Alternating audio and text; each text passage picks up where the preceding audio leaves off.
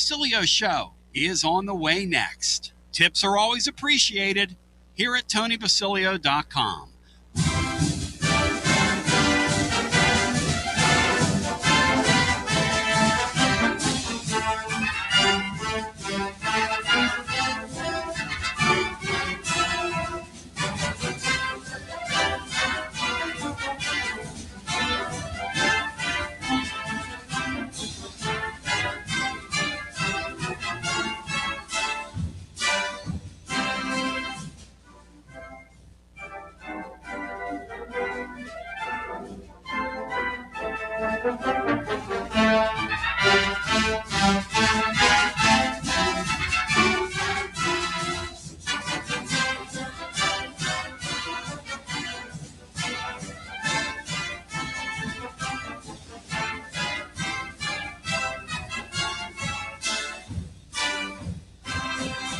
It's pretty incredible. Let's start the show.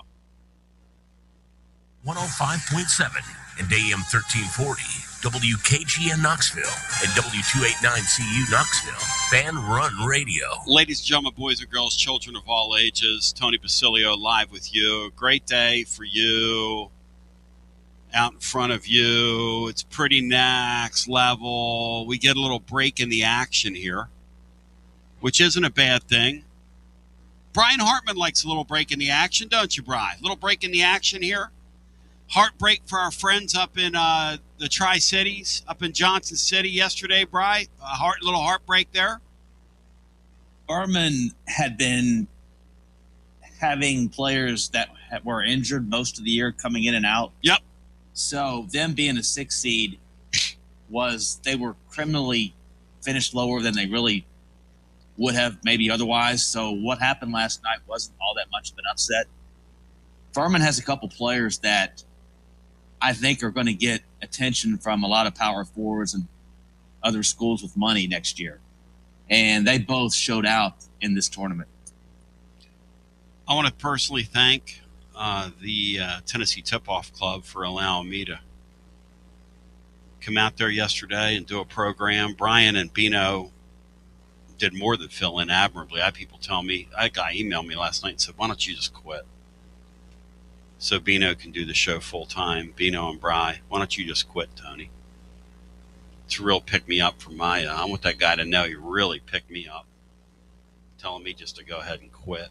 He said the show's a lot, but your show's better when you're not on it. Thank you, sir. You're really inducing confidence in me.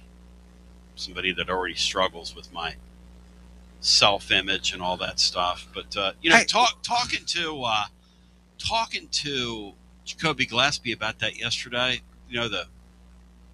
he said these kids now have a chip on their shoulder in those lesser leagues, so to speak, John, those mid-major leagues, and they know that in March, that's the time you make your name for yourself. Like those guys from Furman last night.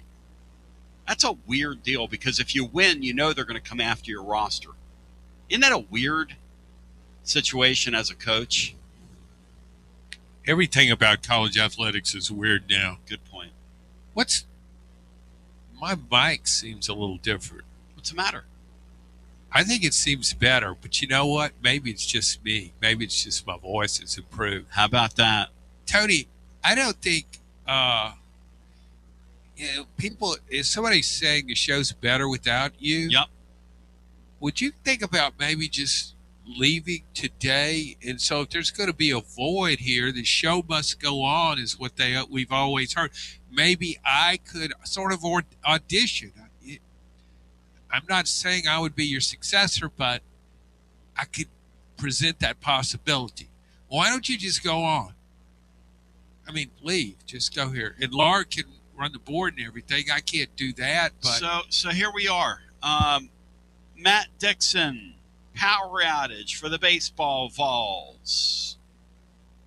Taylor today, and you guys outline a rather anemic Tennessee team through the non-league schedule. Matt, it's getting ready to get real, and they're getting ready to take on one of the best offenses in the country at Georgia. Matt, I've been led to believe that pitching and defense wins in baseball. Does it win in college baseball, Matt, or do you have to hit the baseball to win in college baseball?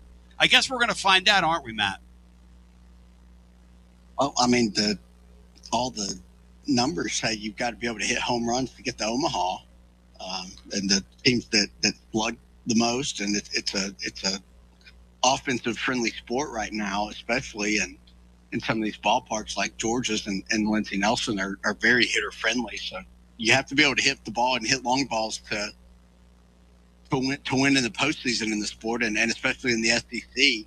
I mean, the defense and pitching can carry you a long way, but your bats have to come through at some point. And as we head into league play, Tennessee's just haven't for the vast majority of the season. Totally anemic offense. Really strange. Wright State the other night, you could see it. I mean, they looked bigger than us. They had more thumpers than us. They were hitting the ball harder than us.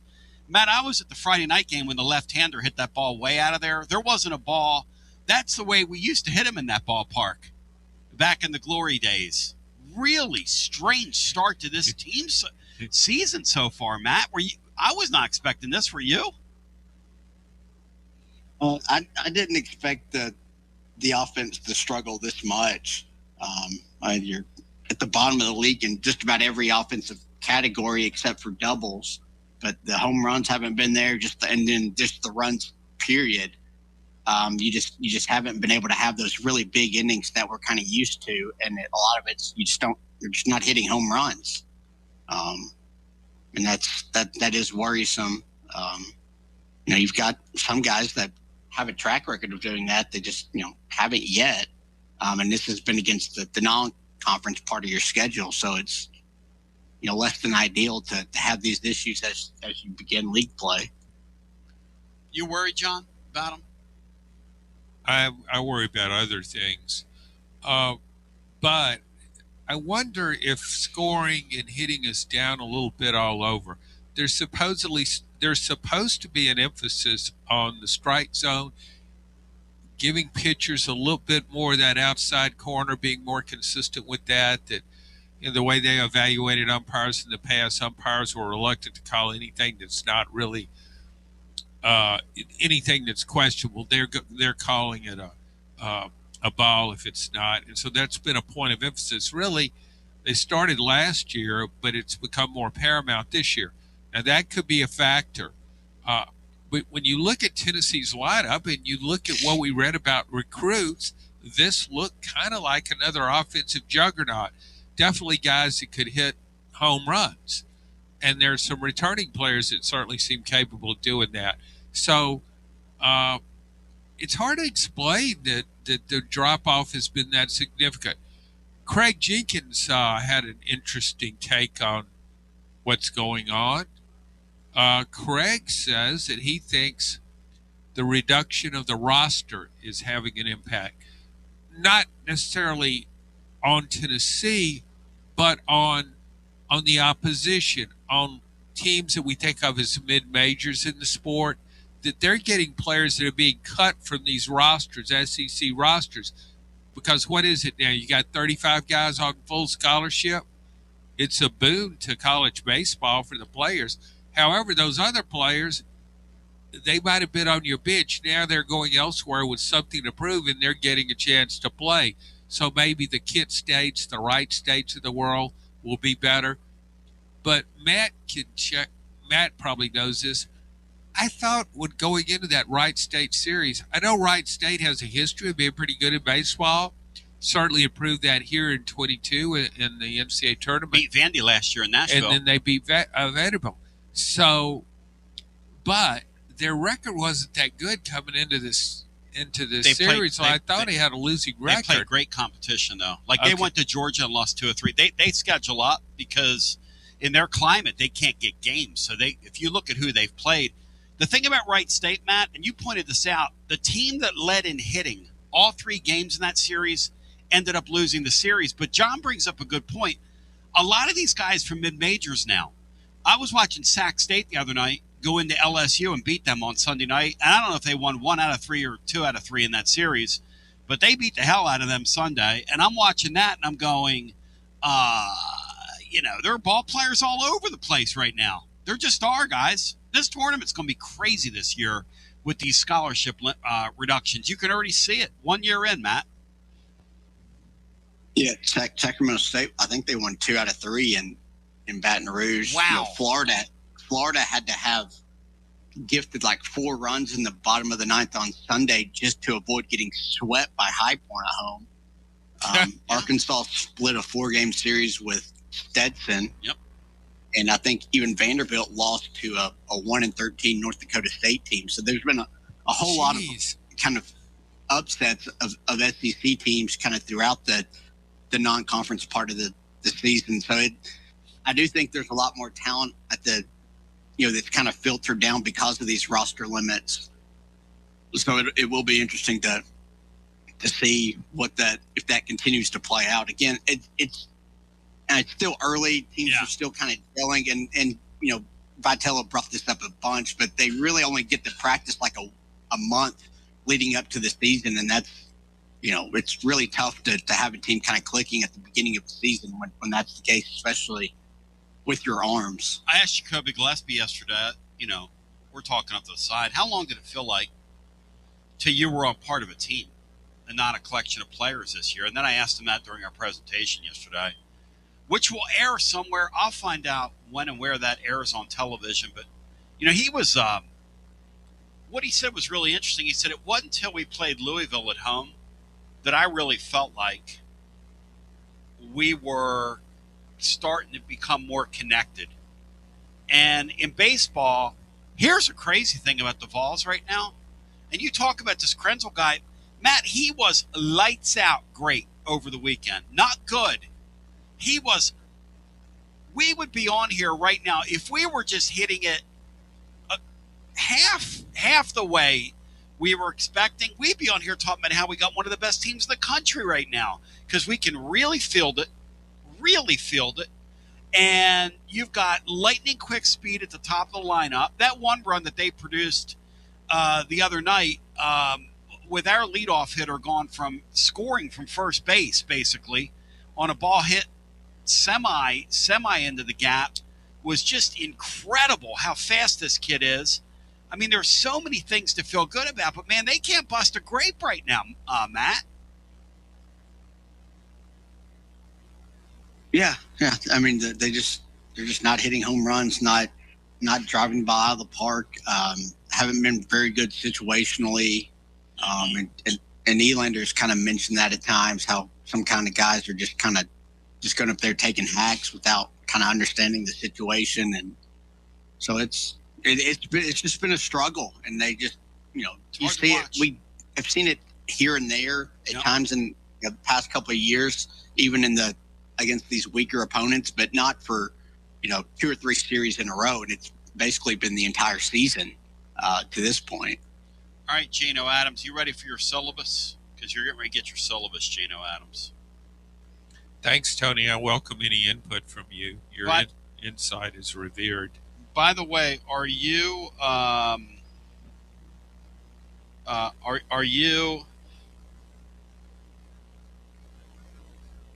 fired up, focused, and prepared for this SEC tournament, Adams? What do you want to see out of the SEC tournament? Do you want to see a Lady Vol type appearance, like a one and done type deal? Maybe with I don't know, players berating coaches on the sidelines. You in or out on that? It's very entertaining, the Lady Vols. Oh my gosh. Team turmoil. Oh my gosh. Yeah. You don't know what you might get. Oh well, my gosh. You know you're going to get a lot of layups from the opponents, but other than that, uncertainty abounds. Okay, here's the syllabus. Let's start with the Lady Vols. Okay. And by the way, let me say this about the Lady Vol situation, because I encouraged the listener to watch this about 5 weeks ago, because I knew it was going to get kind of interesting. I had no idea that it could turn into this. John, did you have any inkling that it would get as dark as it got, as quickly as it got? And I'll tell you right now, I don't know in my 30-plus years of doing this here if I've ever seen or heard, and I mean talking to people, like yesterday at the tip-off club, I had somebody pull me aside, because these are basketball people. hey, what do you think of Kim in a program? And I'm like, you're more suited to and the things I'm hearing, I mean, Danny White is being I believe this, okay? Danny White's being encouraged to pull the plug on this. He's being encouraged. He doesn't want to do it. Now, my understanding is, this is me now. We said this the other day. He was down there behind the bench the other night. If you're sitting that close to what I hear went on there, and Talasha Cooper, what she said to her head coach, which I talked about on the post-game show the other day. I mean, there are certain things that you just, as an administrator, your job is to manage this stuff. It's, his job is it's to raise money, right? But it's also to, and he doesn't like to do this because he doesn't like to interact with coaches. We've talked about this with him, and he's admitted it. He doesn't talk to these people. He has his lieutenants, like he's in the military. That's why I call him the Queen of England. Platoon leaders. But the Queen's got to marry the Queen. Queen Danny's got to manage Queen Kimmy, because she needs some managing. Or is it too late for that? So, John, let's start here. Anything in your sports past, your career of 50 plus years or whatever, compared to what we've seen, the implosion here in the last 6 weeks of this program? Anything come to mind? Boy, that's covering a lot of ground, Tony. Yeah. I mean, we've seen some real doozies here in recent years. There was some, when I was in Baton Rouge, a columnist in Baton Rouge in the early 80s, there were things that happened there that were pretty entertaining and interesting and pretty out of control at times. Yeah. So, yeah, I've experienced stuff like this, but certainly not with Lady Vols basketball. This was the most, I guess you could call it the most solid program. As solid a program as you'll ever find under Pat Summitt. And New York Yankees, John, that's what they are. They're the New York Yankees. Yeah, without the Billy Martin, Reggie Jackson, fisticuffs in the dugout. That's a good point. Yeah, I mean, remember the Oakland A's, the Oakland A's in the early 70s? That's kind of before your time, but the Oakland A's, they weren't always, they weren't choir boys. Everything wasn't always copacetic in the dugout. There was, again, it was a team turmoil type deal. But boy, when they got between the lines, they were all in and they were all together. And sometimes teams are like that. I guess I was really surprised. I think that Alabama game with the Lady Vols, the second round game, their debut in this year's SEC tournament, was one of the real low points of Lady Vols basketball. Because Alabama, although it has won 23 games, is not that talented of a team. Its non-conference schedule was a joke. I mean, you would have thought it's in a Southern Conference or the SWAC, or you looked at that schedule. It won all of its non-conference games. So I thought Tennessee would win that game. One thing about this team, it usually has won against mediocre type opponents because it's got so much talent. This talented. Is a talented team. I thought this team going into the season had Elite Eight talent. Yes.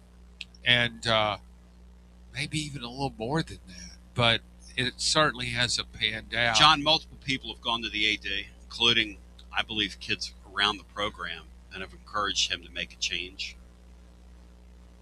And I don't think he wants to admit to make a mistake. I don't think he wants to admit that he made a mistake. But here's the truth. There are no secrets in sports. Everybody knows this thing is totally volatile. The people they bring in next year, players-wise, are going to be brought in for monetary reasons only. You're going to be right back where you were. A bunch of people are going to transfer out. Like, I'm going to ask you that second question here. How many Lady Vols do you believe, because I know you have your ear to the ground on this thing, how many Lady Vols do you believe I'm telling you, to the living listener, the stuff I've heard, we went through Dooley. We went through Butch Jones. And I told you all about that Butch Jones stuff when it imploded on him and the way he treated that Helm kid and just how the players viewed Butch Jones. They really didn't like him. These girls do not like this coach like a little bit. They don't respect her. I'm just calling – am I lying? They don't respect her. You know, there sorry. may be some players on the team that respect her, I but didn't do it. She's lost total control of her basketball team. When you have somebody quit on you, and then you have somebody cuss at you, and then you have other people go behind your back, and they're going over here, and we need to make a change, and this, that, and the other, and the things that have gone on here. I don't know where to start. Well, here's where I thought she did a great job last year. She won 24 games, went to the Sweet 16. Great job. Took over her roster, and Kelly Harper's leftovers from her roster, put it in an extreme system, and made it work. And the team embraced it. Yeah. I didn't see a lack of respect, or it wasn't a tumultuous situation. Things went really well. And the thing about that team, it played the best teams in the country really close games. Now we fast forward to season 2, and she's got plenty of NIL money to spend. Go get whom you want. And so she went and got him, but she wasn't selective enough. I've had other coaches tell me that you got to make sure players fit your culture, fit your system. She got players that didn't really fit her system. And the problem is with her system, with the full court press, running up and down the court, all that kind of stuff, you're offering players big bucks, so they say, well, I can do that. Well, then they get their money, but then they get into this system, and elite players don't want to run up in the court, down the court that much. They want to save their legs for the fourth quarter when they need to get proper liftoff on a jump shot. And so that's part of it. But then I don't think she got a lot of high character kids. It's hard to judge somebody's character. I don't know. Maybe they would be. But that's what I heard from people, not necessarily within this program, but that she took players that maybe other schools wouldn't have taken. But they do have talent. So, they're extremely so talented. Here she is, Yeah. a coach who's never coached at this level, and all of a sudden she can acquire players that she never could have signed wherever else she's been. She couldn't even got in the front door with those players, couldn't have gone in there to the house and recruited them. So now she's got all the, this is a tall, athletic, quick team. How many players transfer, John? Those twins won't be here. Who else?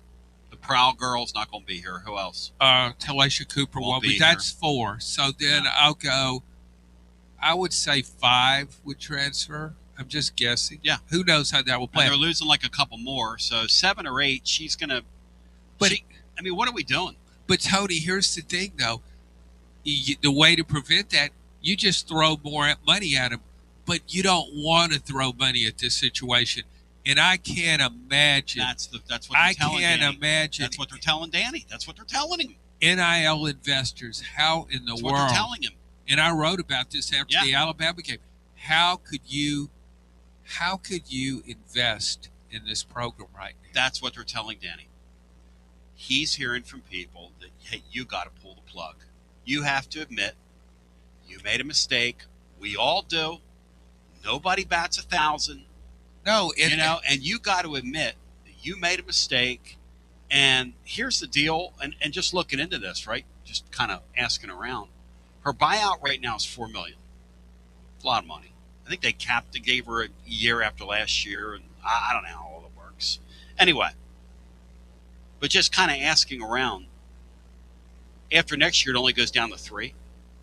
But if you sit down at a table with her and say, Kim, look, we'll give you 2. You can get on with your life, put you out of your misery. We know you're miserable. She's miserable. You can talk about looking at her. We had a call from a guy who called in from, up there in Huntington where she's from and said, what happened to the gal that was vivacious and smiling and engaged? And when we'd see her on interviews, she was fun and she was smiling and laughing. We haven't seen that from her. I don't know if we have seen it, but I know one thing. This year, it's like Shawn Michaels back in the day, and I hate to bring wrestling into it, but Matt likes it. She lost her smile. Matt, do you remember when Shawn Michaels lost his smile? Were you still watching back then when Shawn Michaels lost his smile, Matt?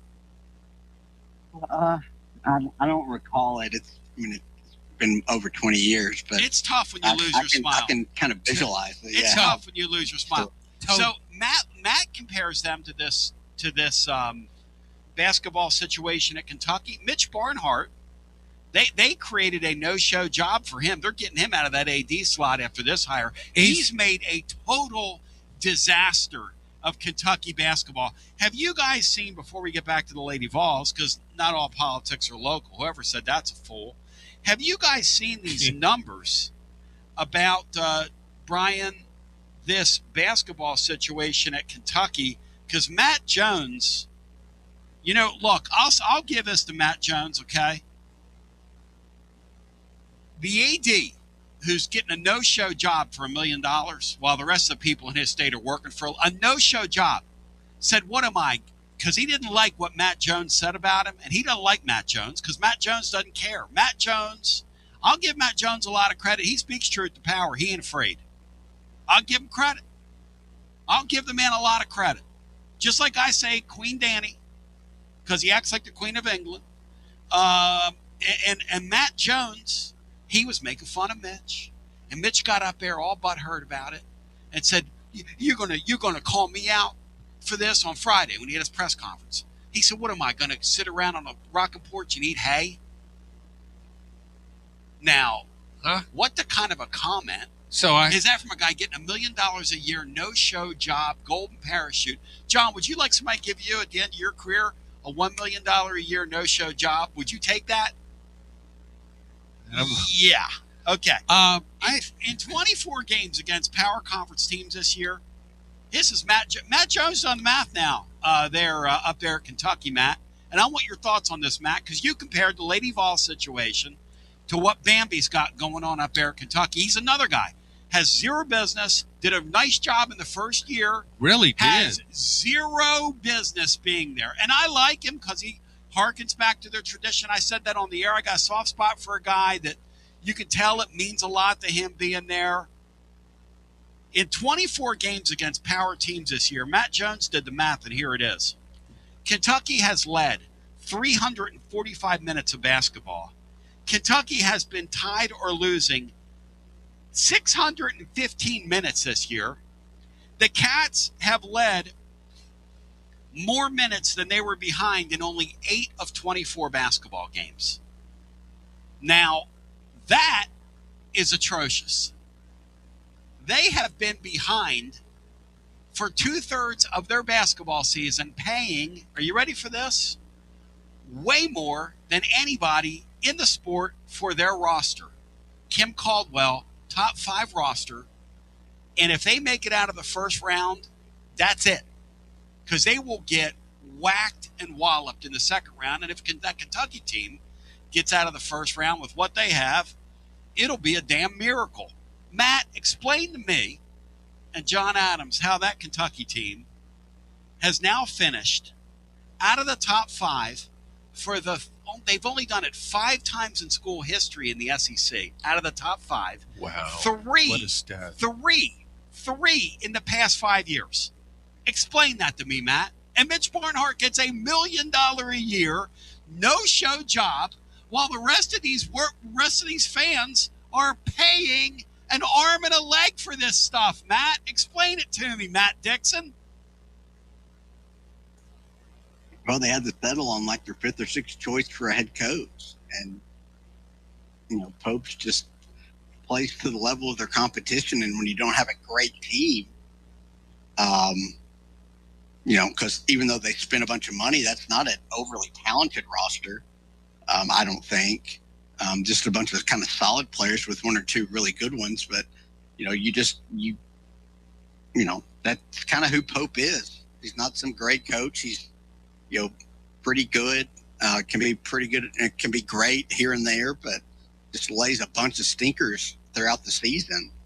And never would have gotten that job had he not played in Kentucky. And that's kind of the point. But unlike the Lady Vols, they've at least kind of been able to salvage a little bit and at least haven't just imploded like the Lady Vols did. So he's at least kind of, their locker room and culture is not anywhere near as bad as the Lady Vols, unfortunately. I think Kentucky, for all its issues, it doesn't quit. I mean, it's had some epic comebacks to win games. I mean, that was the worst I've ever seen Kentucky look at. Early season SEC game against LSU when it fell behind by 18 points. I think that was because LSU isn't a good team. Yeah. So I thought, man, this is the worst Kentucky team I've ever seen. I'd forgotten they've had some other bad teams too. But maybe that's more surprising than anything else that they come through sometimes in close games, and you wouldn't think that of a program that's losing the way it's losing. South Carolina scout guy said Sports Radio here in Columbia is going nuts this morning. He said they're bringing Lamont Paris back next year. Just something I heard last week. They're bringing a bunch of these people back, John. They don't have the money to fire coaches now. Well, you had a guest on from South Carolina, last and week. I asked him about that. He said they don't have the money to fire him. They don't have the money. So now you're stuck. Boy, that's a bad situation, isn't it? They have no NIL. Well, now he said they were okay NIL-wise. Well, you can't tell it by their roster. South Carolina guy said here, he just jumped into our chat and said, I'm hearing you guys talking about this, about what's going on in Kentucky. They're bringing Lamont Paris back next year, extension. And he says $11 million in NIL for next year, and everybody there is pissed. I don't know if I believe that, since $11 million would make them a top 6 spender. So whoever's saying that, if that is being said on the radio, I don't buy that. $11 million is more than the Tennessee basketball team spend. $11 million would put you squarely in the top 5 in this league right now. Of course, Kentucky spent close to double that, which I got to say is job well done. Job well done. It's kind of a race to the bottom. How about Kentucky's tradition? How about this, Sean? You're a kid that's 18 years old. The Lady Vols in Kentucky, the New York Yankees and the New York Yankees of each sport, basically. Okay? Think about, and I want everybody to think about that. You're an 18-year-old kid right now being recruited. What do you know Kentucky as? Do you know how long ago that was? When John Calipari and they had the press conference with the 5 kids that won the champ, Anthony Davis. Anthony Davis is a broken down old man now in the NBA. Are you kidding me? Are you kidding me? He didn't age well. No, he didn't age well. But I'll tell you one thing. From one brother to another, the man's eyebrows are pretty next level. So we can I used to have, before alopecia hit me, I had a unibrow for days, y'all, after this. When it's time for your next move, you want to get your precious belongings from point A to point B with your peace of mind intact. That's why you need to call my friends at Gufon Moving and Storage, East Tennessee's moving legend. Gufon Moving and Storage has been helping East Tennesseans move since 1887. That's 138 years. 5 generations. That's even longer than the Dooley, Jones, and Pruitt era combined. Gufon Moving and Storage, pro movers, serving Knoxville, surrounding areas, and interstate moves too, both residential and commercial. And we'll provide you with personalized service that other corporate movers simply cannot. We know how to move all types of items. We pay careful attention to our clients' valuables. Your satisfaction as a customer is our absolute priority. As the oldest continually owned and operated family moving business in the United States, when it's time for your next move, it's Gufon Moving and Storage. And storage, it's secure and and vaulted. Our newest offering of commercial storage logistics, we offer receiving, storage, and delivery services for all your business logistic needs. See more at Gufon.com. That's Gufon.com, or check out the link at tclub.team. When it's time for your next move, East Tennessee's moving legend, Gufon Moving and Storage. Life never stops moving. In between the 30-minute commutes, daycare pickups, weekly soccer practice, Tuesday night yoga, X number of coffee runs, and that weekend trip to grandma's, you're racking up the miles. What you need is a tire that can keep up. A tire designed for doers. A tire that's going to last. Like the exceptionally long-lasting Michelin Defender tire. With an 80,000-mile warranty and the safety and comfort you expect, you can forget all about the miles ahead and focus on getting to your destination or conquering your to-do list. Fleet Tire, I-275 exit 1B at East Woodland Avenue in Knoxville. That's Fleet Tire, I-275 exit 1B at East Woodland Avenue in Knoxville. Fleet Tire.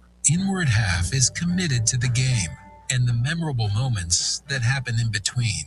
From the tee box to the tailgate, from the green to the big game. For the first birdie with Dad, the first big win with Mom. Friday night lights, Saturday superstitions, Sunday traditions. Fall into the comfort and unparalleled performance of Inward Half. This fall, enjoy the walk-in. Are you tired of hiding your smile because of crooked teeth? At Knoxville Smiles, we've got the perfect solution. Invisalign. No metal, no wires, just clear, comfortable aligners that straighten your teeth without anyone noticing. Eat what you want, smile with confidence, and see results in as little as 6 months. Call us today for more information about Invisalign, 865-539-1776, or just visit us online at knoxvillesmiles.com. Smile brighter with Knoxville Smiles. Fanrun Radio, where Big Orange Country comes to talk sports. Start your morning off with your daily dose of talk sports with John Reed and Cody McClure from 8 to 11. Then it's Tony Basilio from 11 to 1.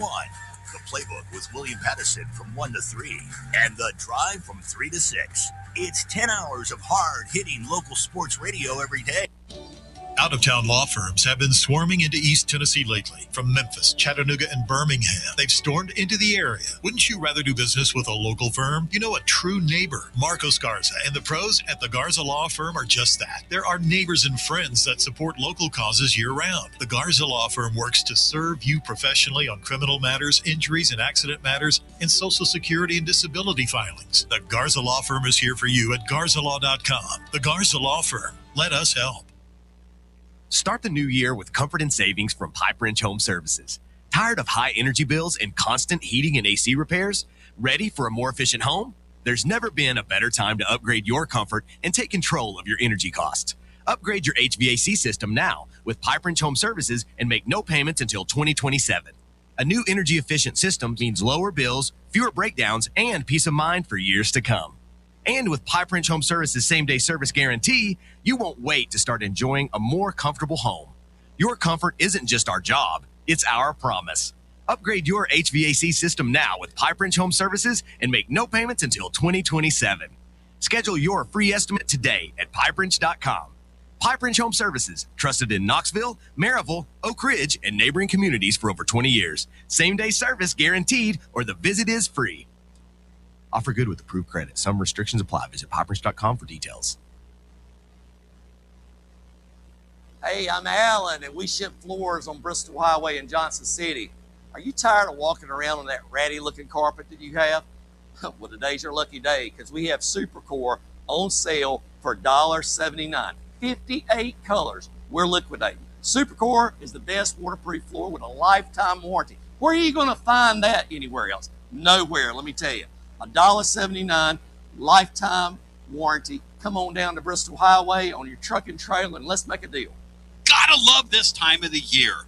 Hoops here, home runs over there, and you've got to get your Tennessee on. And there's only one place, the best place to shop for your officially licensed Tennessee Volunteer Gear, Alumni Hall. Hands down, the best store for Vol fans. They've got the latest and greatest apparel for the entire family. Hats, man cave items, decor, and more. Get your Vols grill cover, a plate for your burgers, and of course, that chef's apron. for all that outdoor grilling this spring and accrue those rewards and watch your balance grow online or on the app. We'll see you at Alumni Hall and alumnihall.com and G to the B to the O, Alumni Hall. I want to shout out my friends at Alumni Hall because they're excellent. They do great stuff. I'm back with you. Hey, Matt Taylor on the baseball front. I don't want to be drunk here and be all over the place, but he texted me, and he helped us with some interesting stuff on the baseball team. He thinks inexperience for this bunch is really hurting them, and maybe letting Bargo go wasn't the best decision. Now, Bargo was hot and cold last year, but do you think there's something to that, Matt, that this is one of the youngest teams in America? In fact, they're 167 in experience in the country. Wright State is the 9th most experienced team in the country. Kent State is the 17th most experienced team in the country, which are two things he meant to get into the blog, according to D1 Baseball. Matt, do you think that has something to do with this thing up close as you've watched it? Yeah, it definitely does. And Elander's kind of alluded to that. I think the term he used was immature at bats after Sunday's game. But yeah, it's a very young team. And even the kind of quote unquote veteran or upperclassmen are playing new roles, or in new positions. So I do think it is a really young team trying to figure out some things. They don't have a lot of experience under their belt. So yeah, I do think that has played a part in this. And it, to piggyback off that, I'm not sure this team has any real leaders on it, at least right now, because it's just hard to be a leader when you haven't kind of done it. When you haven't produced and you haven't been there. That's the other thing a lot of these teams face, John, is I talked to Gillespie at Jacoby about this yesterday. I'm sitting with him. I go, how do you grow these people around you? And he said, I don't think I get what you're saying. And I said, well, you're a point guard. Obviously, you have to grow native men. He goes, what I did on this team is, and I'm not saying anything he didn't say out loud. He said, look, Rick Barnes likes to yell and scream at people. He said, and I go up to the young kids afterwards, and I say, he doesn't mean anything by it. This is what you need to do here. He said, so I'm kind of coaching off to the side. But then he says, I haven't really been here long enough. Think about that for a second. He just got here. But John, he's having to help grow native men. He's helping to grow this Evans guy. And he's having to shield them because he knows Barnes is going to yell and scream. And in the baseball situation, Matt, when you're struggling, how can you lead? That's a tough gig they've got right now on the baseball side. Plus, you've got a head coach that inherited the job in the fall. Weird circumstances. I don't know. Are we worried heading into SEC play now, Matt? Or is there just too much pitching there to be worried? No, I definitely think there's a lot of concern because you're not going to win a lot of SEC series, scoring less than 5 runs or so, and that's kind of where this team's been at. I mean, they're last in the league in scoring and batting average, and that's the opposite of what they've been the past 5 years. They've been the best home run hitting team in the country, and they're just smashed non-conference teams. So yeah, it's certainly concerning. If you get 2 or 3 series into league play and they're still kind of where they are, then I think it's definitely a concern. John, if they get run over this weekend, they could spin on them. It's an interesting sport. Okay. The thing about you talk about it's a very young team, but they also have players that were on the team last year. So I don't know how good of an excuse that is. You got guys Reese Chapman's played plenty. Levi Clark's a freshman last year, hit the ball better, started last season than he has this one. Then you bring in experienced players like Henry Ford and Blaine Brown. Jay Abernathy has experience. Manny Marin, Ariel Antigua. I can't pronounce his first name. Ariel. So I just, there's an experienced nucleus there. I don't know that I think it's more about hitting than experience. They're just not getting the job done hitting. I thought Clark was going to be a 15 to 20 home run guy. We thought he was going to erase all the school records last year. First, 5 games of the season. And, man, he looks the part. Looking at him Friday night, Matt, that guy's quads. I mean, no offense to him, but geez, man. That guy is huge, Matt. But he can't bust a grape right now. Cannot bust a grape. Doesn't even. I mean, I guess he hit a few balls hard this weekend, Matt, but he's not hitting them like he should. He's not squaring up on things, Matt, at all. Very strange. No, he's not. He had a couple of good swings down there in Arlington, but I mean, he's been the biggest kind of disappointment and the guy that struggled the most really all season. Kind of shocking. It does happen.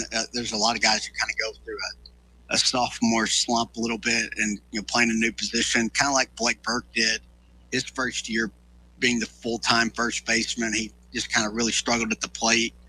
But you could kind of mask it with everybody hitting around him. And unfortunately, Clark doesn't have that with this team right now. But no, he's been in a major funk at the plate really all season. Yeah, I'm of the belief, though, and maybe I'm wrong, but I'm of the belief that pitching and defense is always going to win. Now, and John, you brought up a great point, too. We got to see this thing play out. Could it be that the lack of base on balls that we're seeing in the sport now, which is making for quicker games, it's making for a cleaner game and a more low-scoring game, if you look at it right now. The Wright State games were highly contested, pretty low scoring, and pretty quick because the umpire, you're getting a real strike zone right now. It's a liberal strike zone, so you better be hitting. You better be ready to hit when you get in the box. Well, yeah, and I think it's there's also the psychological impact of that. If you're a batter with a more favorable strike zone for a hitter, it gives you more confidence, and it perhaps you feel like, okay, I can go ahead and not try to launch one, and then okay, if I have to at the very end when I got 2 strikes, I might have to protect the plate a little more, but I don't have to risk swinging at pitches I think I can't hit that are kind of tricky whether I could hit them. You can't do that if you think the strike zone is going to be tighter. So it's it's sort of a transitional thing. But again, I don't know how much import to put on that. Everybody's got to deal with it. Wright State had to deal with it. Kent State had to deal with it. But one of the things about Tennessee in past years and all those seasons under Tony Vitello was it wasn't cutting it close very often in non-conference games early in the year or in those Tuesday midweeks games. No. So there was plenty of margin for error. Okay, pitcher had a bad game. Yeah. You have some fielding lapses. No big deal. They'll just go hit 3 homers in the next 2 innings. Ironically, though, this is the best non-conference schedule they've played by far since Tony was here. And let it be said that that's the first shutout Tennessee suffered in one of those games, Matt, in Lindsey Nelson Stadium since what? Tony's first year, right? That Sunday deal? Yeah, to a non-conference team shutting Tennessee out in Lindsey Nelson. The last time it had happened was Vitello's very first game as Tennessee's coach in 2018 versus Maryland. I think Kentucky shut them out on a Sunday, like in 2023. And I think Vandy shut them out in Hoover last year. They've been shut out a few times on the road. John's right on the money. John is, and by the way, Marky Mark and the Lunchy Bunch coming up. We have a lot to talk about with this basketball team who are in a little bit of a funk, but are all beat up. I don't know how to feel about Saturday. Matt, I haven't gotten your thoughts on Saturday, and I can't wait to hear them an hour or two. I walked out of Saturday feeling pretty encouraged. First of all, the team's sick. I asked Jacoby, because I sat right next to him, I said, look, man, I'm a germaphobe. I don't want to get too close to you. Are you sick? He said, no, not at all. I said, how do I know you're not carrying it? He said, I don't know. I said, I really don't want the stomach virus there, brah. So in a couple days, I might be down for the count, and it might not be funny. I might find Tennessee basketball a sickening proposition in a couple days. At any rate, you had guys on the team, literally, some of you are getting ready to eat, but you can use your imagination. Oh, I think it's a worse. You want to cut that off, Tony. It's a worse type of sickness you can have. You got guys doing that. You've got Boswell out there playing with a fever. You've got the kid from France out there, Matt, in winning time. And they still, Vanderbilt almost, can I use this expression, almost gagged the game away. I mean, what are we doing? Let's go to the phones. 865-200-5402. Everybody's going to get like a minute and a half because I got Marky Mark and the Lunchy Bunch. Hello, welcome in. You're on the air. It's a while since I've been on here. Go ahead. Go right ahead. You're on the air. What's wrong with Kim Caldwell, man? She just been doing a lot of crappy stuff lately, Tony B. She's not shaking people's hands. She's mad. She's just going off, bro. What's with her? Yeah, it hasn't been a good run for her, man. I see where Florida's going to get a new women's coach. They need one, man. They ain't been good in a couple of years either, man. So, hey, but I just called. I just called to tell you, man, I'm glad y'all back on the air, man, because my people been asking me what channel y'all been on, and we don't know. It's called YouTube. It's called Get a Smartphone, and it's called Download the App, and it's called Fanrun Radio, brah. Hey, brah. You know where everybody gonna be all into that, bro. I mean, it's 2020. It's 2026, brah. Tony B, I don't care what it is, man. My people like to listen to what they like to listen to. I can't force them to change. It's 2020. John's saying 90 seconds are up. You're out of here. I didn't say that. Mystery. You did. You said no. Hit the plug. You gave me the cut sign. Everybody, there's a camera on you. People could see you give me the cut sign. No, they didn't. Yes, they did. I was enjoying the call. Dubsy, welcome in. How we doing? Doing well, Tone. How are you? Dubsy, talk to me. What's your concern level on our baseball team right now, this power outage? I mean, it's concerning. They last in the league in batting average, hits, RBIs, all that stuff. I don't know, man. It's really surprising that they've dropped off this quickly since Tony left. I mean, Elander's the hitting coach.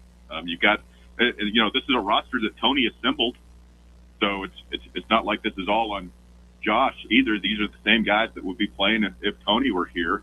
Are you a Josh? Hey, Dubsy, are you a Josh Elander belongs to the dugout guy during the games, that he's wasting himself out there on third base? I didn't have a strong feeling on it coming into the season, but yeah, I mean, I feel like you want your battle captain there in the dugout. There's so many things, so much data that these guys are looking at now. Hey, what is, the batter coming up next, the guy in the hole have against this pitcher? What kind of pitchers do they have in the dugout? They're looking at all these new advanced metrics and everything, and he can't do that.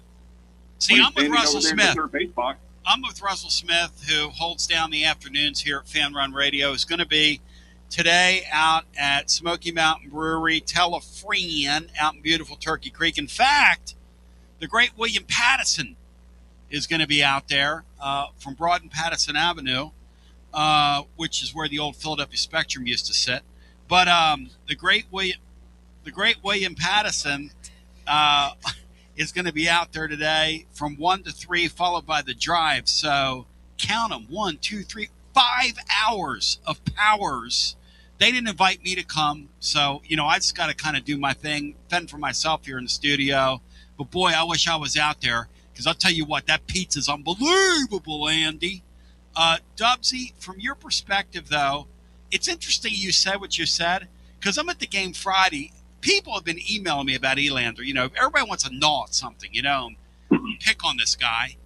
But I was getting urinated off Friday watching him over there. And then Saturday, I'm doing the post game and I'm watching somebody almost get in a rundown. Well, they did have somebody get in a rundown. And I'm sitting there going, why is our manager coaching third base? It was really starting to gnaw on me with this lack of hitting. It started to urinate me off. Yes. Here's the other thing, Tone. It's not like Josh Elander is a great third base coach. That's exactly the point. The man is speaking the truth. We're constantly having guys get thrown out at the plate. So, I mean, it's like, I could do that. Here's the other thing, Tony. So he says that Chuck Girolamo, who they brought in from Florida, right, is his eyes and ears in the dugout. And, Chuck Girolamo might end up being a fang coach. Who knows? But he hasn't been here.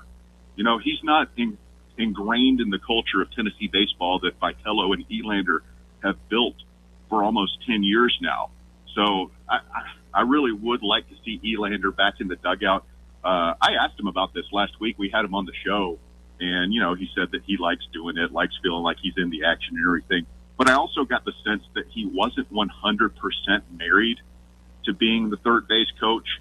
So I'll be interested to see, if this season goes poorly the rest of the way and the bats never come around, I think that's a move you might see him make eventually. Dubsy, should Danny White be 100% married to Kim Caldwell? No. I mean, if what you're hearing rumored happens here next week after the season ends and all the players leave, like literally all of them, and you have to start over, well, why not just go ahead and start over? I mean, I know that it's his hire and he wants it to work and everything, but it's clearly not working at this point. There's a disconnect. I don't think she's a good communicator. I don't think her players like her. I don't think she likes her players. And, I mean, this season has just been a complete disaster, and this is a shell of the program that Pat Summitt built for years. John, 55 minutes later, is he going to pull a plug on her when you hear Dubsy talking like that? If that comes to pass and everybody departs. Well, to me, it's all about NIL. When NIL investors say, we're not paying for this program, then you have to make a change. Who in their right mind is going to stroke a check to watch that kind of basketball when nobody gets back on defense? It looks like you're at the YMCA and you're playing with the preachers. Okay, I used to play with the preachers at the Y. And no offense to the here's the preachers. Preachers like to sit out there and shoot the three ball, and they want Tony Basilio to hustle back on defense. They want me to throw them the ball so they can shoot the three, and they want me to hustle back on defense so they can bird dog.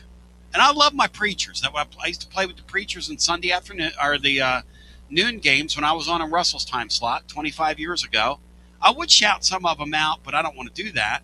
But hey, I don't really think I call it like preacher basketball, what they're doing. I really don't think of you as someone who would hustle back on defense. Oh, anyway. I'm a total hustler. I play hard. Oh, no. Back in my day, it's the only thing I could do. Only thing I could do. I couldn't jump.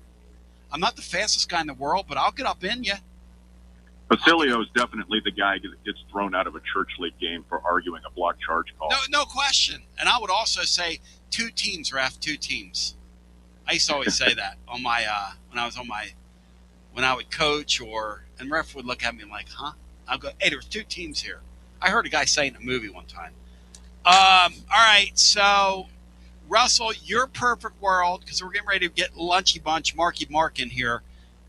How long does Tennessee stay in Nashville? Your perfect world, Dubsy. Oh, man. I don't think it matters one way or the other. I don't think it matters if they get one and done. I don't think it's going to affect their seeding too much. And I don't think it matters if they go on a run through Sunday. People say, oh, the team's tired. They went to Sunday last year, and the team wasn't tired. I do think you want to avoid losing to Mississippi State or Auburn. I think that might put you in danger of a 6th seed.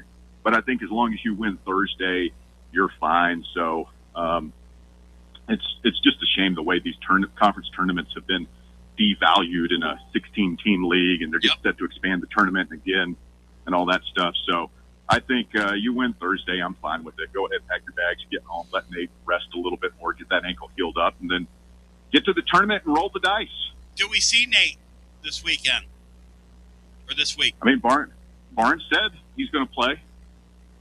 So I'll take the coach at his word. Yeah, I think he plays Thursday. John, do we see him Thursday? What do you think? I wouldn't bet on it. I wouldn't bet on it either. Dubsy, you're my man, but I understand what Barnes is saying. If I were them, Dubs, to me, he stays off that floor till it counts. That's me. There's only so much oil in the ground.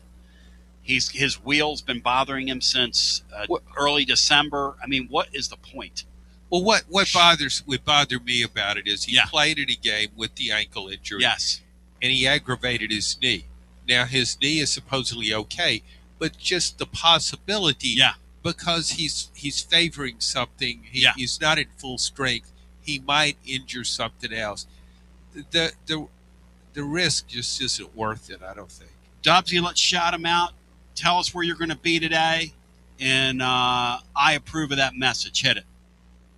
Smoky Mountain Brewery in Turkey Creek. We'll be there from 1 until 6 p.m. Come on out and see us. You know where it is, right next to Calhoun's, Parkside Drive in Turkey Creek.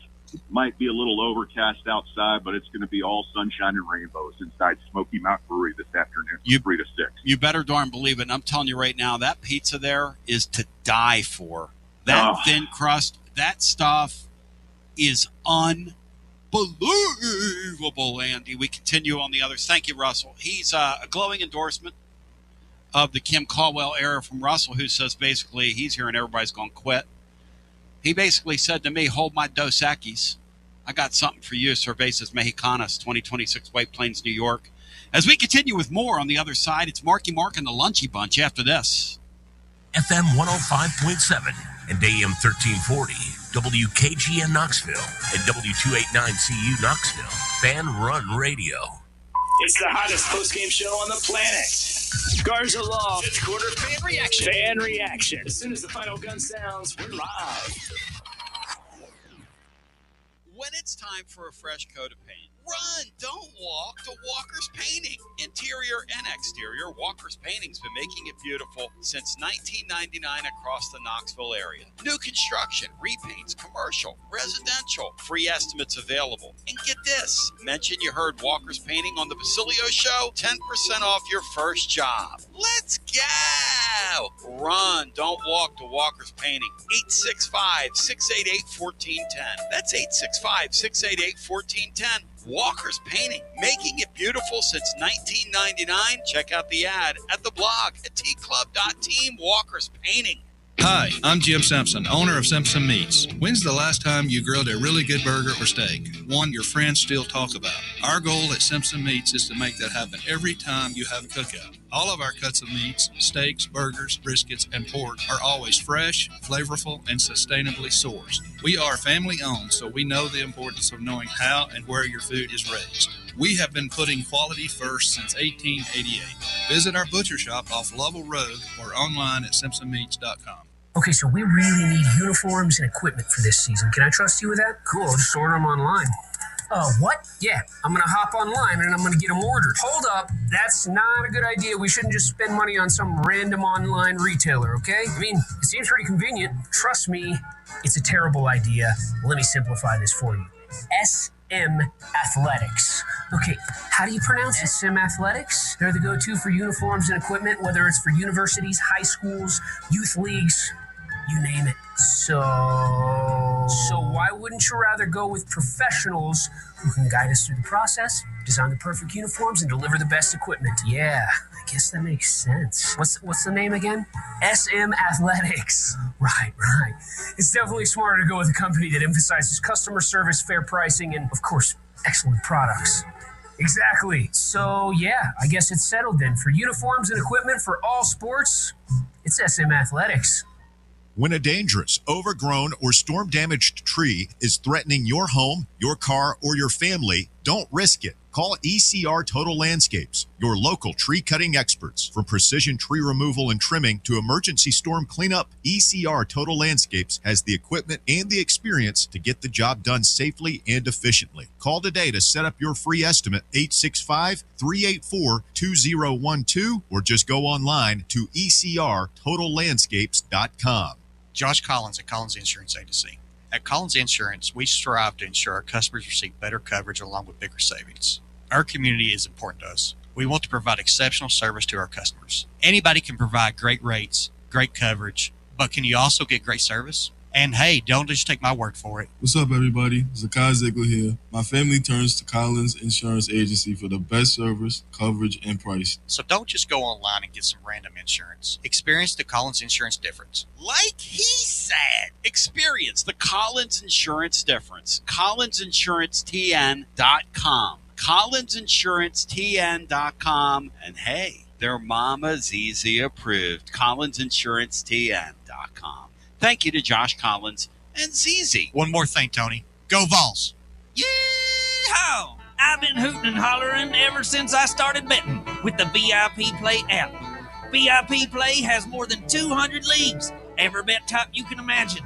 Live betting and live hosts, all with 24/7 support from real live people when you need them. Start betting better with the VIP Play app today. Don't be a better, be a better with VIP Play today. VIP Play coming soon. Gambling problem? Call 1-800-889-9789. Must be 21 plus and located in Tennessee to bet. Achillio here, and you know my friends at Carnes Motor Company started with a dream over a quarter century ago. I met Rob and Brian back when I still had hair, and they were working at a huge dealership in West Knoxville. But they told me back then they wanted to sell cars on their terms, and I wanted to do radio on my terms. Their terms, just like my terms, are ultimately your terms. In both cases, you're the winner. A Car Guru's National Award winner with a 5-star rating on all sites, just like our Vols. Everything about buying a car from Carnes Motor Company is no hassle. They specialize in high-quality pre-owned vehicles between the $5,000 to $25,000 range. And if you need to sell a car, they'll either buy your car or they'll help you sell it. Carnes Motor Company also has a top-notch service department. Therefore, every vehicle is rigorously inspected and serviced prior to delivery. So you're guaranteed to get a quality pre-owned vehicle every time. If you need a place for service, they've got you covered. Come be a part of the Carnes Motor Company family and tell them you heard about it from me. Online at carnesmotor.com. Oak Ridge Highway, 1 mile past the Carnes light. Carnes Motor Company. I'll tell you what, those guys over at Carnes Motor Company are absolute sportsmen. All the way. All the way. As John Adams is presented by the great Jennifer Morris, Next Move, SmokyMountains.com. She, like I am, is an animal lover. She and her precious Turner, her little baby dog. Have you met her dog, John Adams? Yes, it's a big dog, very pretty, and it has some. It's got a, it's got a way about it. It's got a way about it. And Griff has Teddy, and I have Lulu, my little baby doll that we rescued. Griff, you're coming in hot today. We've had some discussion off the air. You're of the camp this weekend. Let's get it done in Nashville. Talk to me here, because you and I are coming at this from, we're singing out of two different songbooks as now Mark Griffin, former Vol great, who writes for us over at tclub.team and has dutifully for years, who I love, who was walking in the park yesterday, who inspired me to get out and have a better day after a long day yesterday, inspired me to get outside, and it makes me a better person, calls balls and strikes, calls it right down the middle, moving right to left across your device and through your vertical hold. Griff, talk to me here. Wow. This weekend, we're down in Nashville. Talk to me. Well, it's exciting for a lot of teams, even other than Tennessee. I mean, people are trying to say Florida's going to walk away, but I just don't know. I mean, it's just it's going to come down to matchups, and I think Florida will be the favored team, but how will their guards fare? If Tennessee gets fortunate, if Ament plays or he doesn't, which I know we'll get into, I look at that Florida matchup. You pressure their guards, and our guards do a really good job, especially with Evans. As far as he's elevated his game, and he's always been a stalwart defensively. You get him on Boogie Flan, you could give Tennessee a shot because Tennessee's got really good inside players. They're not as good inside as Florida, obviously. But Florida's the #1 rebounding team in the country, and I think Tennessee's second or third. So it could be a great matchup. Now, can they both get there? And that's the debate. As far as resting Ament, I feel I'm a little different. If he's 100, I think you play him. You can say save him and all that, multiple injuries, but if he's not 100 on both sides or both of his injuries, then you just don't play him. If he's 100, why would you not play him? Why? I don't get it to save him if he's 100. If he's not, don't play. Period. Well, I don't think he is 100%. I agree with you. If he's 100%, of course you play him, and you want him to get back in a routine, get back in the groove. So certainly, but if he's not 100% and there's a chance he could favor that ankle, I just don't think the reward is worth that risk. Matt Dixon, I agree with you, John. I agree with you, and that's why there's going to be a lot of hours as far as in the training room taking care of him and babysitting his injuries, and with Ament going to have to be 100% on how he feels, because the kid wants to play. I mean, this is what he came to Tennessee for, was this progression into the tournament and taking this team to new heights. That's a sales pitch of, hey, you could take us where we've not gone before. That's typical of college coaches. Then why in the world would I play him in the SEC tournament, Griff, if that's the case? I love you to death. Why? Yeah, because you're going to grind the guy into the ground trying to win a chance. Nobody cares about this. It's not. But he doesn't have to play 35 minutes, Tony. He can play 20. If he's 100, I think you could play him. Why risk him? Well, but here's the thing, Tony. If you start thinking about it that way, anybody could get hurt. They could tear up. So why play anybody? Why risk him in the SEC tournament? Hey, Matt Dixon. If he's 100, you play him, period. Matt Dixon and Brian, jump in here. You guys have opinions. Hit it. I believe he should play if he wants to play, and if he's 100% and if he's cleared by the doctors, he should definitely play. Now, maybe you put him on some kind of minutes restriction.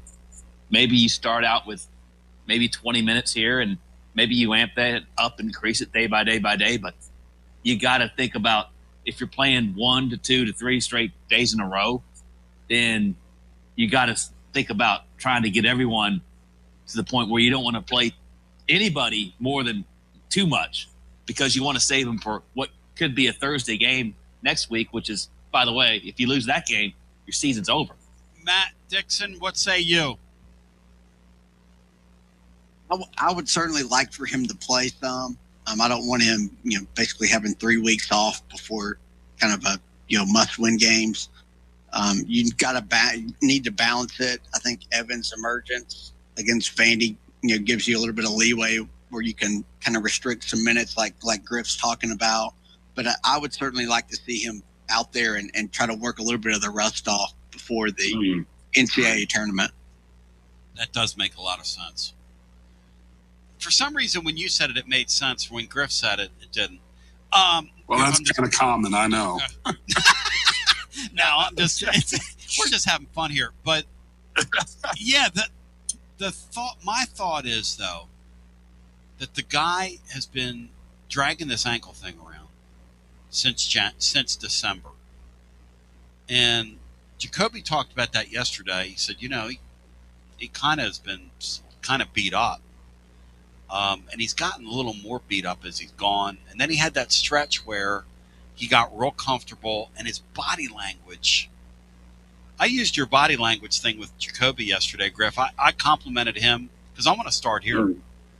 One of the things I love about Gillespie, and it came to for this. One from 3-point range. Saturday he didn't moping on the court. None of that stuff. And to me, that's one of the best compliments you can give a player is I can't tell whether you're 9 for 10 or 1 for 10. And Griff, I think that's a good thing to have from him. He's not a perfect player. He's not a completely tremendously instinctive point guard. He's a little out of position, but he's gotten better as the year has gone along. Here's my thing about this team. Saturday, his struggles allowed us to find something at 2 guard. And John, say what you said to Griff before he joined when you think about our lineup right now, when you stick amen on the floor. Go ahead. Well, particularly looking ahead of the NCAA tournament, when I think you got to have scorers. Everybody's ratcheting up their defense. You got to have guys that can score. The way Amari Evans looked in that game against Vanderbilt, 24 points. A guy that's kind of played sparingly. He's just an afterthought. 6'5", 200-something pound guy who hustles. You put a lineup to me. If you have an Amit comes back and you got him on the wing, and then you got in the backcourt Gillespie and Amari Evans, all of a sudden you got 3 perimeter scorers, plus a guy in Evans who can really get to the basketball. And I know Bishop Boswell is a vital part of this team, but he can't give. I don't think he could give you a 24-point game. Do you, Griff? What do you think? No, and it's funny watching Evans. And I hate to compare guys, but I will. He's further along as a freshman than Meshack was a 100 when they were both freshmen. So you got to give him credit. You got to give Barnes and staff credit for development for this kid, because when I saw him preseason, several practices, he was good. He was tough, but he wasn't what he is now. And you're right, John, and guys, it gives him another element, which you need. You need another perimeter player to step up. Now, will he score 20-something or be expected to score 20-something moving forward? I don't think so, but it would be really nice if he could give you double figures and 5 or 6 rebounds, because another thing about Amit not playing, guys, number 1 rebounder is Amit. So you lose some of that. You got to make up the best you can elsewhere. And he's definitely going to have the confidence. And you see Barnes' rotation of guys that he likes to work in. And it gives you a lot of strength. And especially, and I still go to the defensive side. I think he's the toughest on your opponent's best guard. He could at least neutralize, and good things could happen. You talking about Evans, Griff? Yeah, Evans. Yeah. I'm sorry. Yes. What doesn't make any sense to me is they act like Boswell's this great defender, which is something we pretend. And I'm not ripping this kid, but he's constantly out of position, constantly committing silly watch fouls. The Missouri game. That'll let you know right there how good a defender he was that night. I think disrespect. I think he's totally overrated as a defender. I think he's totally overrated as a defender. I'm sorry. I hate to say that. People think, well, I'm picking on the guy. I don't get it when I watch him. I know he's had flashes here where he scores points every once in a while, but he had some big baskets against Vanderbilt in the first meeting. That really got my attention. Yeah. He apparently he's a good team leader. He's Barnes loves the guy. I played hard when I played with the Pastors. Yeah. You know what I mean? Yeah, but I didn't belong out there. I didn't belong out there. But nobody wanted you taking the last shot. And this guy's a 2 guard. Well, and that's why Evans needs to play. So we're all in agreement on that he needs to play. I would start him and play him. Well, here's something else. Saturday. Here's something else you could do, though. Yes. You see a lot of teams with that. They give a 6th Man of the Year award. The idea of having somebody come off the bench, and he fills that role well. High energy guy. Mark talks about how hard he plays on defense. He can energize the team coming off the bench, and so you don't have to start him, but maybe he needs to play 25 minutes. Unbelievable. I just think in the tournament, in the NCAA you have tournament, to have scorers. You have to have scorers. You got to have them. And You don't score the ball, you're going home. I hate it when people say score the ball. It makes no sense. Well, it's a Conzo Martinism.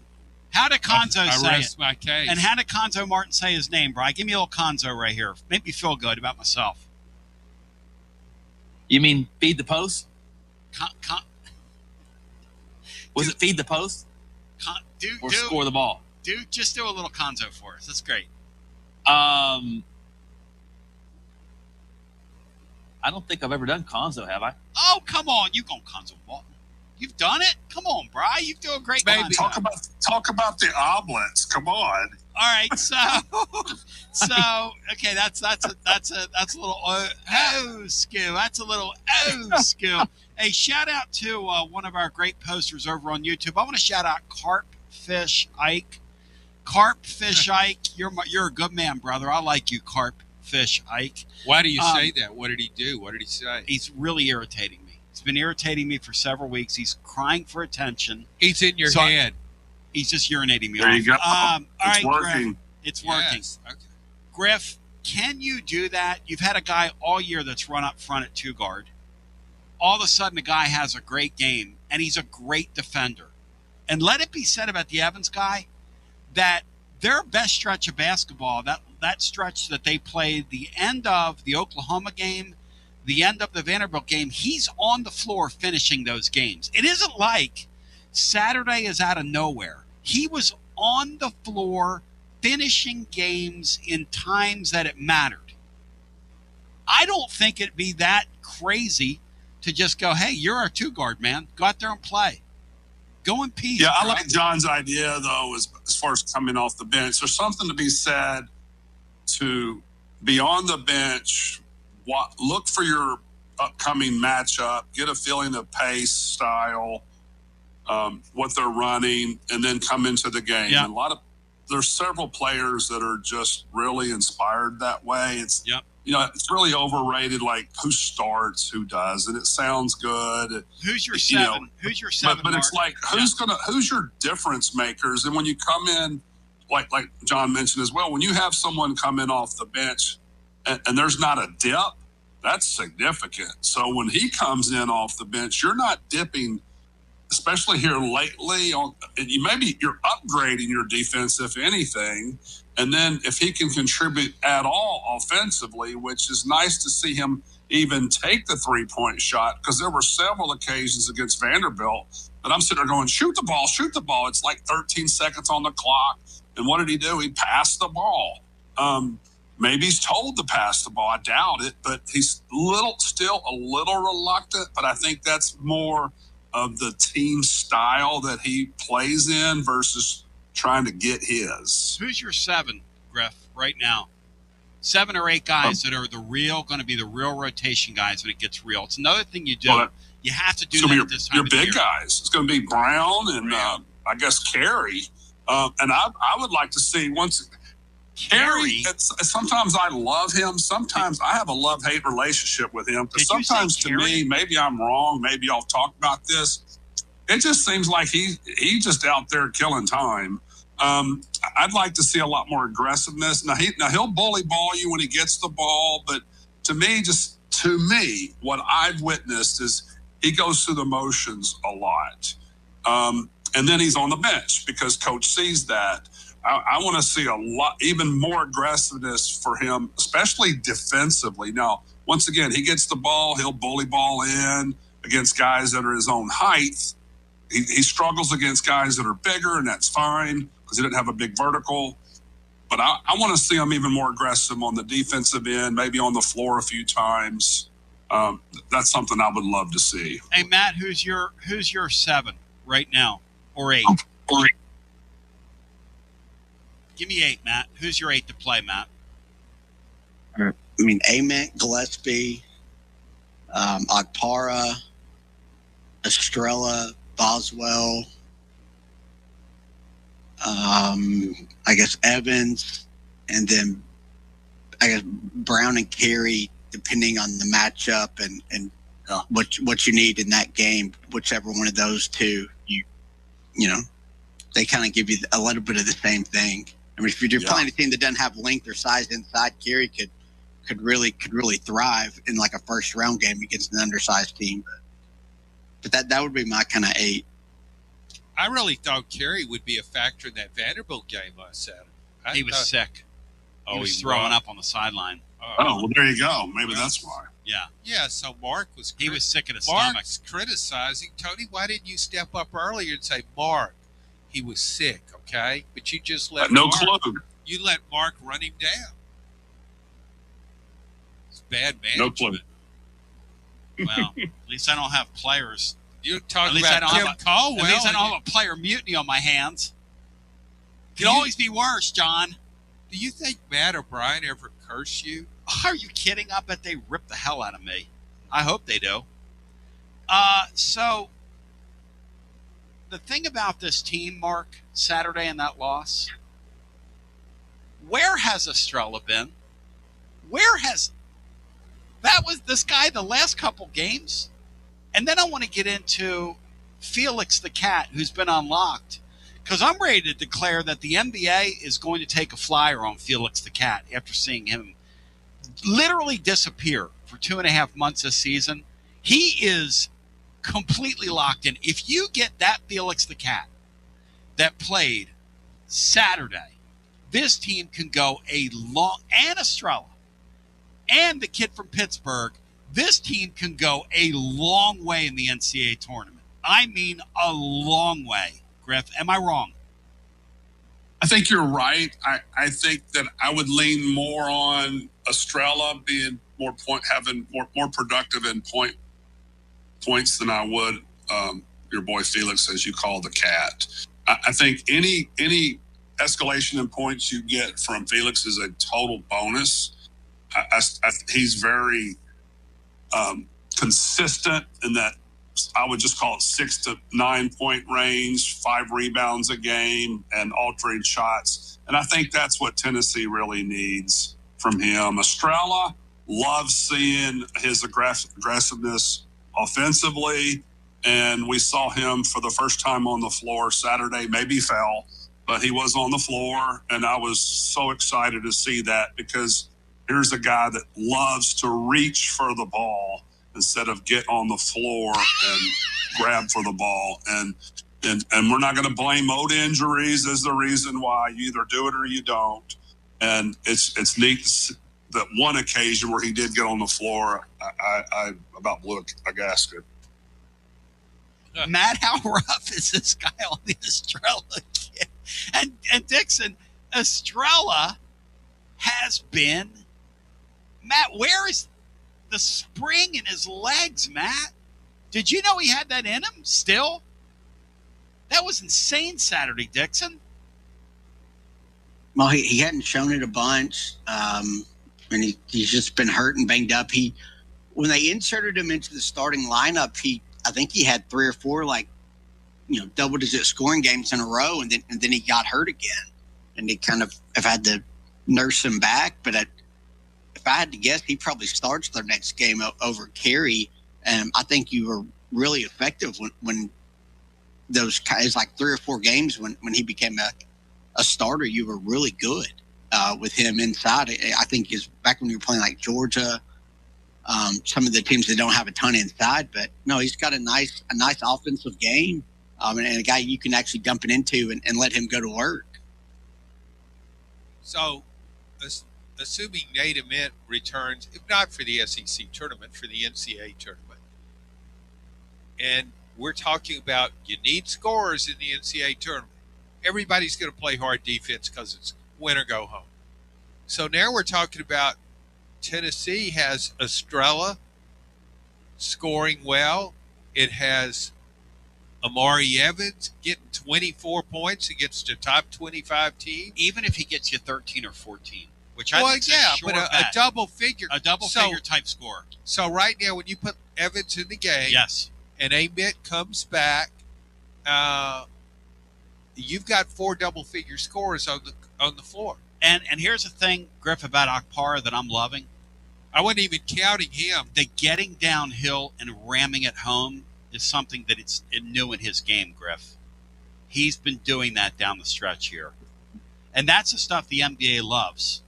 They want a big that can defend the rim. Their backups in that league defend the rim, and he does that very well, and then rams and jams the basketball. That's what they want from backup centers in that league. And if anything else you give them, you're right. Let me focus one more thing on Estrella, which I looked up because I was wanting to see his consistency. 8 of the last 10 games, he's been double figures points. So that does say a lot for what he's done recently. And for Tennessee to be successful, Estrella's going to have to continue to have double figure points, period, if Amet's playing or not. He's been Estrella's played his best stretch of basketball here at the end. The carry guys come online now. They got to give him a shot in the postseason.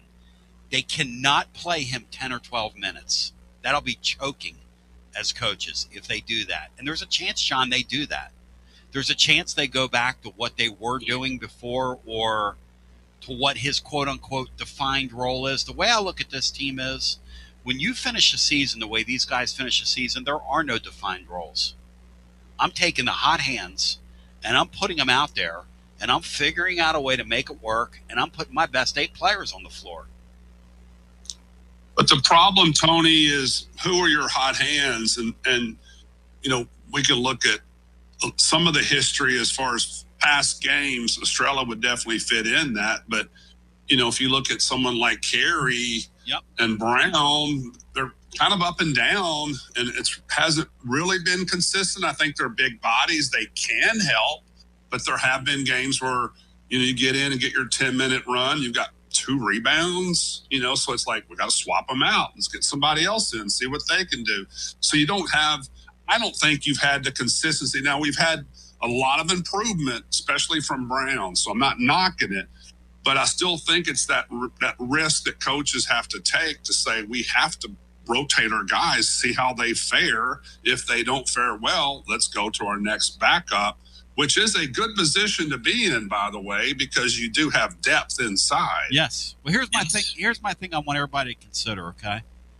These teams that have come out of nowhere and made runs, Richardson led one of them, okay? Who's the other kid, the kid from Georgia, Brian, that led one of them? Oh, God, why am I forgetting? McRae? McRae led one of them, and J.P. Prince led one of them. Now, here's my thing. He was excellent that year they went to the Elite Eight, like out of nowhere. Here's the thing that I look at this team, okay? Who is the player, if there's going to be one? Because it can't be Amen. It's never those guys in the postseason. Teams win, John, in the postseason in baseball, not because of the superstars. It's because those other guys on that roster elevate their game, no matter how that works. And it's just a mystery how that works. But, Tony, how many NCAA tournaments have you seen where the superstar, the best player, carries a team all the way to a championship? But in order for a guy to do that, though, John, those complementary players have to raise their game. And we've seen it here.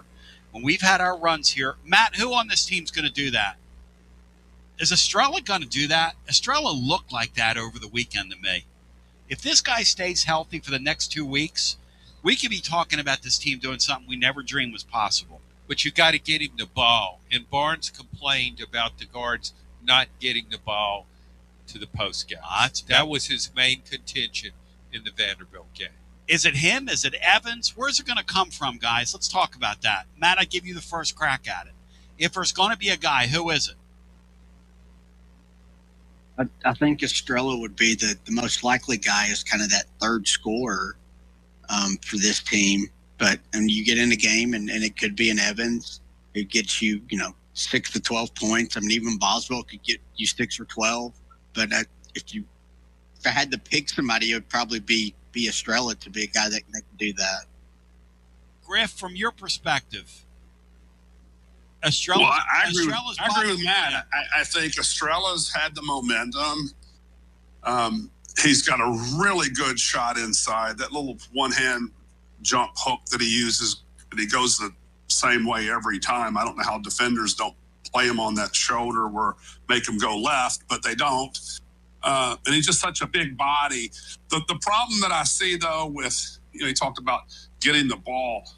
One thing that he does struggle with is keeping his defender behind him. You lock in on the block and you try to hold your position, but of course defenders are taught to go either side to deflect the ball and not just play behind. He struggles to me sometimes of keeping his defender on his back or at his butt, and then you get bad passing angles. And of course with Barnes' system, you pass it inside, even if Estrella's not keeping the guy behind them, it's still the guard's fault, and they're going to pull them. So I think sometimes they're a little more restricted to try to get the ball in. It'll be interesting to watch on Thursday to see how well he keeps his defender on his back. And the better he does with his foot movement to do that, I think the better off Tennessee has inside. When we come back on the other side, as that's Mark Griffin, and he is breaking it down. And I love the chemistry we've developed in here. We've got, see, you don't realize this in radio land listening, no matter where you're listening, how you're consuming. Maybe you're laying next to your significant other right now and you got the earphone in, or perhaps your device is sitting right on your chest, close to your heart. Say all that again. Perhaps you're laying next to your significant other as you digest this program at your leisure. Perhaps you have your phone on your heart. One thing you don't understand, though, is when we first started out, we were just kind of a stilted group. Now the ball's moving. It's moving so quickly amongst us that you can't even tell that it's moving. And Brian Hartman, I want to ask you something, my good Christian friend. What are you watching tonight in college hoops here this championship week? Well, what am I not watching? Arizona State and Cam Carr get the tip off in about 5 minutes on ESPN Plus. So Arizona State versus Cam Carr. Big 12 tournament. Baylor is the loser season is over. Baylor is curtain jerking.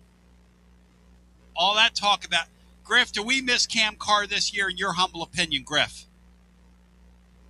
Or was he never going to play, Griff, in your humble opinion? I don't miss him at all, and I'll tell you why. And even if he's projected late first-round draft pick, puts up a lot of points. When I went to practices when he was here, well, that was last year, he was, and I am knocking him, he was, to me, always by himself, was never in group activities, very standoffish, wasn't tuned in to when the coaches were, teaching examples and stuff, was just kind of on his own. And I was watching him several occasions, a great talent. Now, don't get me wrong. Can you grow from that? And it was just ironic when we went to Nassau, and I actually went to that tournament. Shortly thereafter, he transferred mid-year. Well, guess who was in that tournament? Baylor. How much conversation was going on during that tournament? Y'all talked about that? I guarantee you there was stuff going on at that tournament if it already wasn't a done deal. He's third team all Big 12. Yeah, you know what he is? He's a total loser. His team sucks. He's going to be in the pros, too, but that doesn't matter. But as far as helping, his team sucks. No, I think he's soft defensively compared to, I mean, he's a great offensive player, so you have that trade-off once again, like Baylor's faces. Like, well, what's your advantage? What's your disadvantage? He can score. Don't get me wrong. He's very long, but but defensively, I think he would hurt this team. I said to Jacoby Gillespie yesterday, Jacoby, take us under wings, like Joshy boy. Jacoby, to play for Rick Barnes, you've got to, and he goes, defend. And then he said, if you don't play defense, you got no chance of seeing the court. He said, everybody in our locker room knows that. He said, me included. He said, I came here, they paid me a lot of money. He said, if I didn't play defense and didn't embrace it more and more and more, I would never play. He said, we all know that. And you know what? I respect the hell out of Barnes for doing that. The Negadaves of the world, they bang on Barnes. And maybe, like Matt's right, maybe not making a deal with the devil, so to speak, with one of these guys that's a scorer only. Maybe that costs you getting to the Final Four. But I'm looking at this guy at Baylor, and John, you're right. He put up a lot of points, and he's an all-league player, and Mark's right.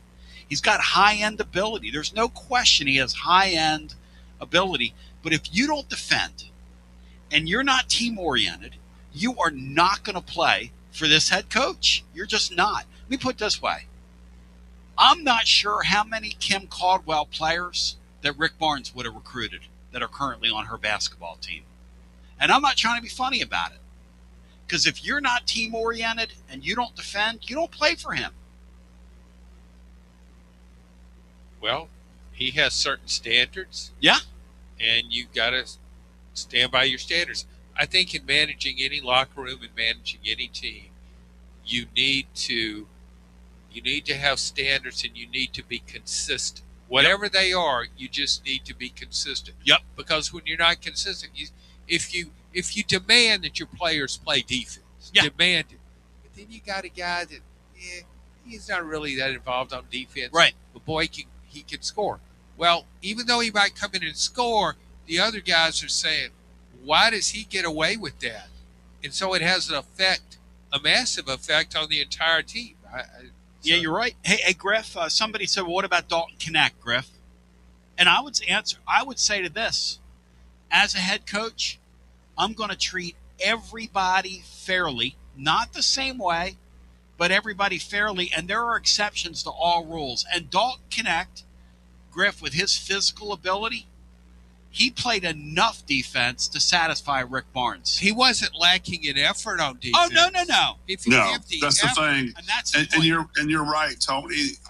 I made a mental note of Coach Barnes has never bought into the star system of where you have two consecutive turnovers and your ex-player 5-star, I'm going to leave you in versus 6 guy off the bench. You're still coming out. That's very consistent throughout, which says a lot about Coach Barnes and other coaches who have the same principles. As far as Knecht, y'all bring up a good point. His effort was there. He just had bad lateral movement, but it improved. He improved, but you couldn't keep him off the bench because he was so effective offensively. Now, if you had that same talent, as a backup player, then we have a debate over who should be on the floor. But when you don't have that backup there, you have to go with him and the effort that he exerted, because the players knew that he had that weakness and they overcame that to help more defensively to make up, because he was such a great offensive player. And Matt, isn't that the truth about Knecht, is that he played so damn hard and tried so hard when he was here. That's why we respect him even now. 1 year he made such an impact here. Yeah, I mean, he's just, been the best scorer, just pure scorer that Barnes has had here. Yep. I think. And he did sacrifice defense for that year and took you to the Elite Eight, and you just ran into a bad matchup and you didn't have, the 1 seed in your bracket, get upset before you played them. My favorite thing about that, and even Lanier was Lanier was never considered a great defender either, but he filled a need and he was a scorer for you. I mean, just a great shooter. My favorite thing about Knecht, guys, is the way he would attack at rim and dunk over people. And I mean, he, at this level, well, how in the world did he hide in plain sight at Northern Colorado for 3 years? That's a mystery. And another thing Knecht did really well. Yep. He worked so hard when he didn't have the ball. He worked at it to try and get the ball. I think you can emphasize defense, but then there's a limit. You can't play your 5 best defensive players. Well, you've got to assign a value to a player. And Griff has another great point. Like, for instance, DJ Burns, Griff, led NC State to the Final Four. He did. And Barnes, if you'd have told him, hey, you could have kept DJ Burns here and you'd have gone to the Final Four. You'd have taken Tennessee to their first Final Four in school history. If you'd have just tolerated him, would Barnes have done it, Griff? What do you think? No, not at all. Well, and you can we can talk multiple schools and the what ifs that players stayed. And I have to mention this because we've talked a lot about Illinois in the past. They're lying on the 2 line. I think they're the last 2 at number 8. Morris Johnson stayed there. Where would they be now? Well, he's kicking it at Michigan. Trey White at Kansas, having a really good season for them. Well, guess what? Just 2 years ago, Illinois. So you can play that game, but you leave, you fill your gaps, and you continue on with your so-called culture and guys that you can coach the style you want to play, and sometimes it's just a better fit for certain people to leave. Am I blaming Carr for going to Baylor? It worked out great for him. Now they'll hopefully be in the NIT because they're not going anywhere else. But for what he did individually, he's had a great season. He's a glorified Hubbard at Mississippi State. So if you could make the Final Four, right, and change something about your system and cut somebody a little slack because they do certain things well. Never in a million years he would do that. Well, to me, I guess it depends on how bad that person is. How far does he fall short of your standards? Yeah. But there's got to be some leeway there. Okay, he doesn't do this as well as I'd like. Yeah. But I think it's still a bottom line business. I'm not saying you don't want to start a bunch of outlaws.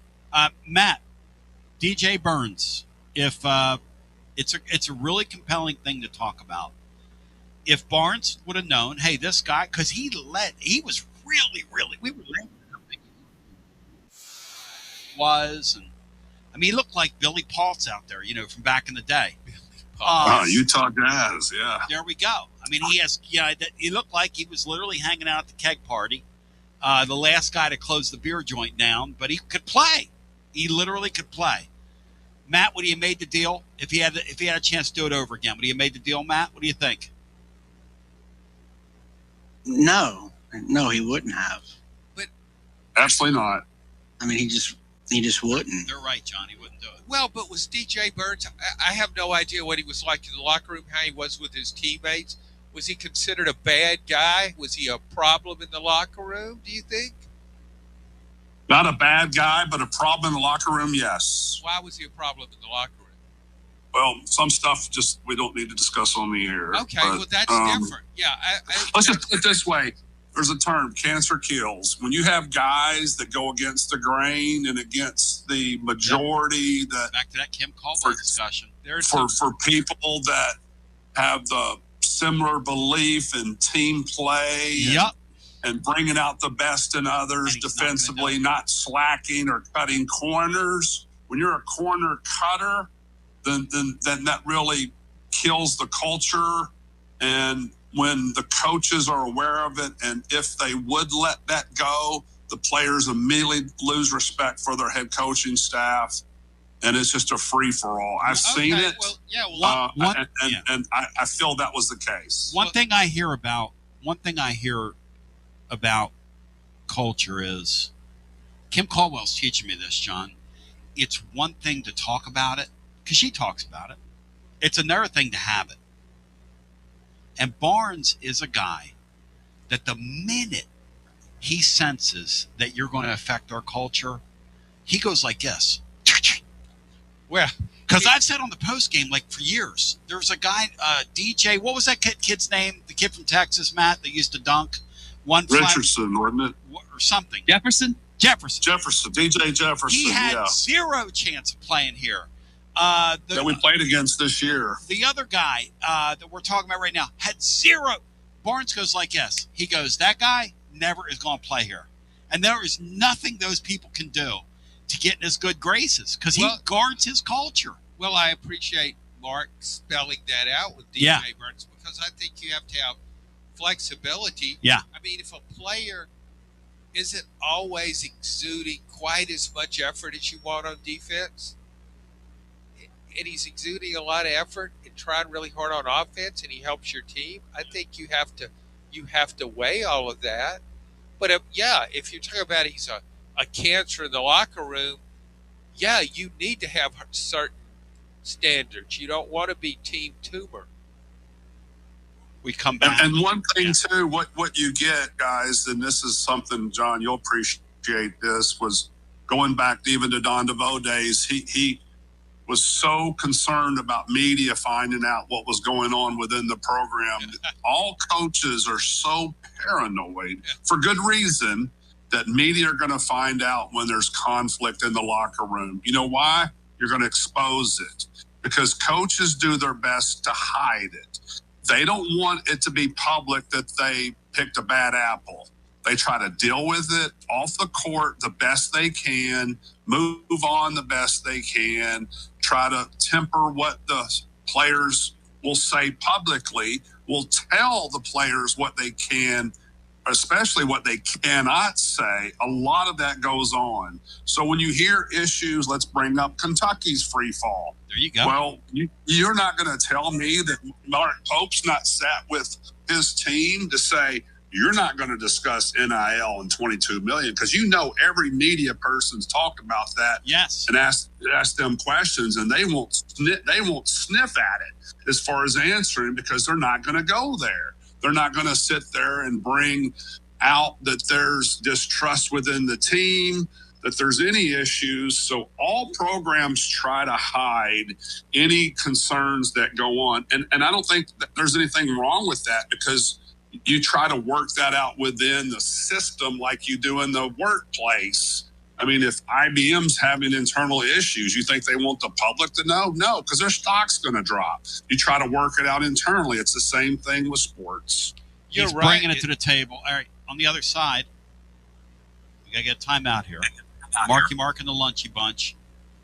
Will we see Nate Ament on Thursday? And how many minutes will Nate Ament play? We'll come back on the other side. And do we want Mississippi State or Stephen L. Pearl? We will not call him Stephen F. Pearl, because that's holding against him what he did when he was 18. We're calling him Stephen L. Pearl now. He's not Stephen F. Pearl anymore. Stephen L. Pearl stands for, what's the L for, John? Legend. Loser. Just like Cam Carr. Cam L. Carr.